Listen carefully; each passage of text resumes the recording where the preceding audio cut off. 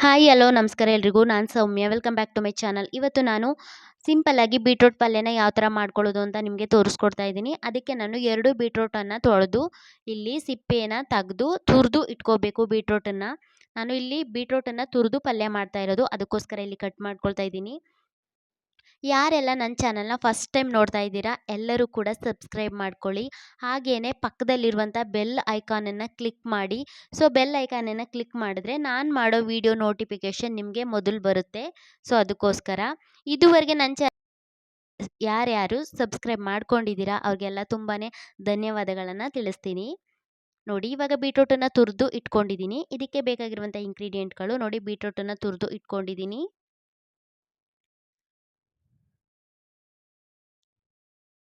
ಹಾಗೆಯೇ 1 ಕಪ್ಪಷ್ಟು ಕಾಯಿ ತುರಿನ ತುರಿದು ಇಟ್ಕೊಂಡಿದ್ದೀನಿ. ಹಾಗೆಯೇ ಈರುಳ್ಳಿ, ಕೊತ್ತಂಬರಿ ಸೊಪ್ಪು, ಕರಿಬೇವು, ಒಂದು 4ರಿಂದ 5 ಹಸಿರು ಮೆಣಸಿನಕಾಯಿ, ಹಾಗೆಯೇ ಸ್ವಲ್ಪ ಶುಂಠಿನ ತುರಿದು ಇಟ್ಕೊಂಡಿದ್ದೀನಿ. ಹಾಗೆಯೇ ಒಗ್ಗರಣೆಗೆ ಉದ್ದಿನಬೇಳೆ, ಜೀರಿಗೆ, ಸಾಸಿವೆ, ಕಡಲೆಬೇಳೆ, ಫ್ರೈ ಮಾಡೋಕ್ಕೆ ಎಣ್ಣೆ, ರುಚಿಗೆ ತಕ್ಕಷ್ಟು ಉಪ್ಪನ್ನು ಇಲ್ಲಿ ನಾನು ಇಟ್ಕೊಂಡಿದ್ದೀನಿ. ಮೊದಲಿಗೆ ಇಲ್ಲಿ ಒಂದು ಫ್ಯಾನನ್ನು ಇಟ್ಕೊಂಡಿದ್ದೀನಿ ಸ್ಟವ್ ಮೇಲೆ.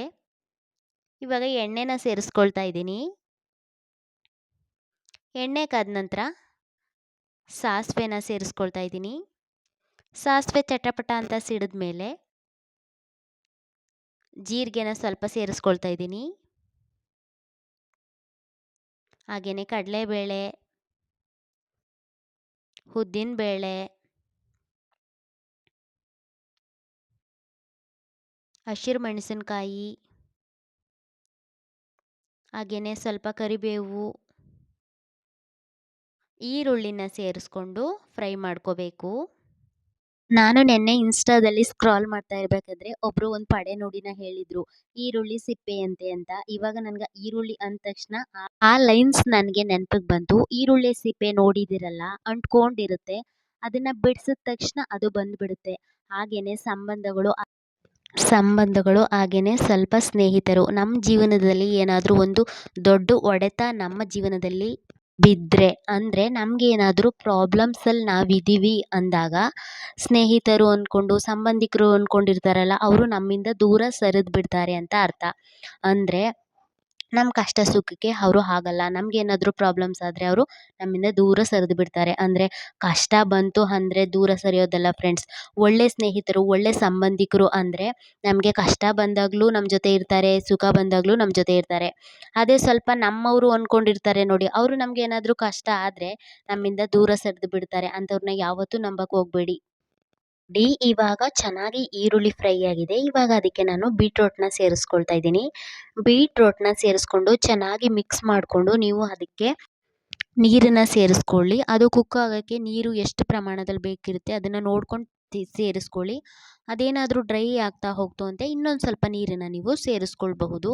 ಅದು ಚೆನ್ನಾಗಿ ಬೇಯೋ ತನಕ ಚೆನ್ನಾಗಿ ಕುಕ್ ಮಾಡ್ಕೊಳ್ಳಿ. ನಮ್ಮ ಜೀವನದಲ್ಲಿ ಏನಾದರೂ ಪ್ರಾಬ್ಲಮ್ಸ್ ಇದೆ ಅಂದ ತಕ್ಷಣ ಅವರು ನಮ್ಮಿಂದ ದೂರ ಆಗಿಬಿಡ್ತಾರೆ. ಅಂದರೆ ಅವರಾಗೆ ದೂರ ಆಗಿಬಿಡ್ತಾರೆ ಫ್ರೆಂಡ್ಸ್. ಅಂಥವ್ರನ್ನ ಏನಂದರೆ ಅವರು ಅಂಟಿಯೂ ಅಂಟದವರು ಅಂತ. ಅಂದರೆ ನೋಡೋಕ್ಕೆ ನಮ್ಮವ್ರ ಥರ ಇದ್ದರೂ ಕೂಡ ಅವರು ನಮ್ಮಿಂದ ದೂರ ಇರ್ತಾರೆ ಅಂತ ಅರ್ಥ.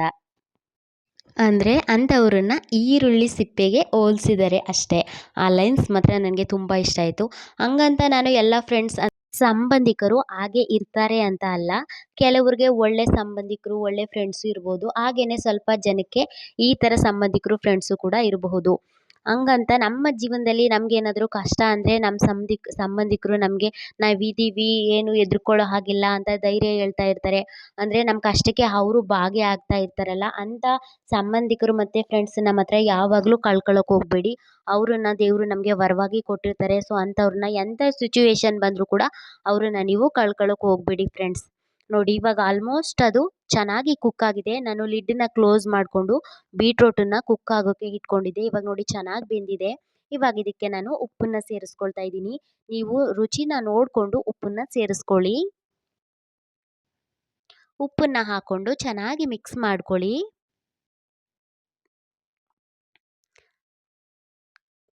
ಬೀಟ್ರೂಟು ಚೆನ್ನಾಗಿ ಕುಕ್ ಆಗಿರಬೇಕು ಫ್ರೆಂಡ್ಸ್. ಅದೇ ಥರ ಅದರಲ್ಲಿರುವಂಥ ನೀರೆಲ್ಲ ಡ್ರೈ ಆಗಿರಬೇಕು. ಅಲ್ಲಿವರೆಗೂ ಕುಕ್ ಮಾಡ್ಕೊಳ್ಬೇಕು ನೀವು. ನೋಡಿ ಇವಾಗ ನಾನು ಇದಕ್ಕೆ ಉಪ್ಪನ್ನು ಸೇರಿಸ್ಕೊಂಡು ಮಿಕ್ಸ್ ಮಾಡಾದಮೇಲೆ ನಾನಿಲ್ಲಿ ಇವಾಗ ಕಾಯಿ ತುರಿನ ಸೇರಿಸ್ಕೊಳ್ತಾ ಇದ್ದೀನಿ. ಕಾಯಿ ತುರಿನ ಸೇರಿಸ್ಕೊಂಡು ಅದನ್ನು ಕಡಿಮೆ ಊರಿನಲ್ಲಿ ಚೆನ್ನಾಗಿ ಮಿಕ್ಸ್ ಮಾಡ್ಕೊಳ್ಳಿ. ಚೆನ್ನಾಗಿ ಮಿಕ್ಸ್ ಮಾಡಿಕೊಂಡು ಅದನ್ನು ಒಂದು 5 ನಿಮಿಷಗಳ ಕಾಲ ಲೋ ಫ್ಲೇಮಲ್ಲೇ ಇಟ್ಕೊಂಡು ಮಿಕ್ಸ್ ಮಾಡ್ಕೋಬೇಕಾಗುತ್ತೆ ನೀವು. ಏನಪ್ಪ ಈ ಥರ ನೆಗೆಟಿವ್ ಆಗಿ ಹೇಳ್ತಾ ಇದ್ದಾರೆ ಅಂದ್ಕೋಬೇಡಿ ಫ್ರೆಂಡ್ಸ್. ಯಾಕಂದರೆ ನಮ್ಮ ಜೀವನ ಅಂದಮೇಲೆ ನೆಗೆಟಿವು ಇರುತ್ತೆ, ಪಾಸಿಟಿವು ಇರುತ್ತೆ, ಹಾಗೆಯೇ ಕಷ್ಟವೂ ಇರುತ್ತೆ, ಸುಖವೂ ಇರುತ್ತೆ.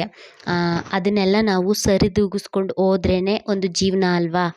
ಸೊ ನಿಮ್ಮ ಲೈಫಲ್ಲೂ ಈ ಥರ ಎಕ್ಸ್ಪೀರಿಯೆನ್ಸ್ಗಳಾಗಿದ್ದರೆ ಕಮೆಂಟ್ ಮಾಡಿ. ಸೊ ನೋಡಿ ಇವಾಗ ಚೆನ್ನಾಗಿ ಡ್ರೈ ಆಗಿದೆ, ಕಾಯಿ ತುರಿ ಹಾಕ್ಕೊಂಡಿದ್ದೆ. ಇವಾಗ ಇದಕ್ಕೆ ಕೊತ್ತಂಬರಿ ಸೊಪ್ಪನ್ನ ಸೇರಿಸ್ಕೊಳ್ತಾ ಇದ್ದೀನಿ. ಕೊತ್ತಂಬರಿ ಸೊಪ್ಪನ್ನ ಸೇರಿಸ್ಕೊಂಡು ಚೆನ್ನಾಗಿ ಇನ್ನೊಮ್ಮೆ ಮಿಕ್ಸ್ ಮಾಡ್ಕೊಳ್ಳಿ.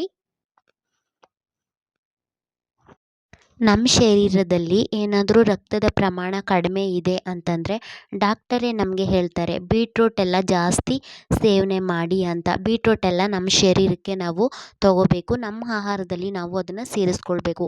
ಆವಾಗ ನಮ್ಮ ರಕ್ತಹೀನತೆ ಸಮಸ್ಯೆ ನಮಗೆ ಕಡಿಮೆ ಆಗುತ್ತೆ. ಹಾಗೆಯೇ ಇದು ನಮ್ಮ ಜೀರ್ಣಕ್ರಿಯೆಗೆ ಹಾಗೆಯೇ ಮೆದುಳಿನ ಕಾರ್ಯಕ್ಕೂ ಕೂಡ ಇದು ಸಹಕಾರಿಯಾಗಿದೆ. ಇದರಿಂದ ವೆಯ್ಟ್ ಲಾಸ್ ಕೂಡ ಆಗಬಹುದು ಇದರ ಜ್ಯೂಸ್ ಮಾಡ್ಕೊಂಡು ಕುಡಿದ್ರೆ. ನೀವು ಈ ಥರ ಬೇಗ ಕ್ವಿಕ್ಕಾಗಿ ಸಿಂಪಲ್ಲಾಗಿ ಮಾಡ್ಕೊಳ್ಬಹುದು. ಇದಕ್ಕೇನು ಜಾಸ್ತಿ ಇಂಗ್ರೀಡಿಯೆಂಟ್ಗಳು ಕೂಡ ಬೇಕಾಗಿಲ್ಲ. ಸೊ ಸಿಂಪಲ್ಲಾಗಿ ನೀವು ಈ ಥರ ಪಲ್ಯನ ಮಾಡ್ಕೊಳ್ಬಹುದು. ನನ್ನ ಈ ವಿಡಿಯೋ ನಿಮಗೆ ಹೇಗೆ ಅನ್ನಿಸ್ತು ಅಂತ ಲೈಕ್, ಶೇರ್, ಕಮೆಂಟ್ ಮಾಡಿ. ಹಾಗೆಯೇ ಯಾರೆಲ್ಲ ನನ್ನ ಚಾನಲ್ನ ಸಬ್ಸ್ಕ್ರೈಬ್ ಮಾಡದೆ ನೋಡ್ತಾ ಇದ್ದೀರಾ ಪ್ಲೀಸ್ ಸಬ್ಸ್ಕ್ರೈಬ್ ಮಾಡ್ಕೊಳ್ಳಿ. ಹಾಗೆಯೇ ನನ್ನ ವಿಡಿಯೋಗೆ ಒಂದು ಲೈಕ್ ಕೊಡಿ ಪ್ಲೀಸ್. ನೋಡಿ ಇದನ್ನು ನಾನು ಚಪಾತಿ ಜೊತೆ ಸರ್ವ್ ಮಾಡ್ತಾ ಇದ್ದೀನಿ. ಇದು ಚಪಾತಿ ಮತ್ತು ದೋಸೆಗೆ ತುಂಬಾ ಚೆನ್ನಾಗಿರುತ್ತೆ ಕಾಂಬಿನೇಷನ್ನು. ಸೊ ವಿಡಿಯೋ ನೋಡಿದ್ದಕ್ಕಾಗಿ ಥ್ಯಾಂಕ್ ಯು.